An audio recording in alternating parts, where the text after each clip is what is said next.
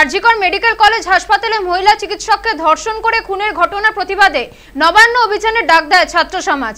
মঙ্গলবার নবান্ন অভিযান ঘিরে ধুন্ধুমার পরিস্থিতি।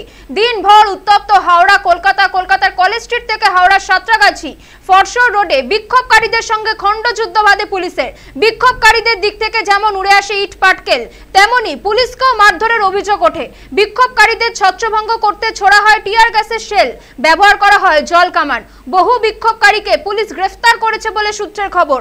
তাদেরই মুক্ত করতে এদিন বিকেল 4:30 নাগাদ লালবাজারের উদ্দেশ্যে মিছিল করেন বিজেপির রাজ্য সভাপতি সুকান্ত মজুমদার। কেন্দ্রীয় মন্ত্রী তথা বিজেপির রাজ্য সভাপতির সঙ্গে ছিলেন লকেট চট্টোপাধ্যায় সহ রুদ্রনীল ঘোষরা।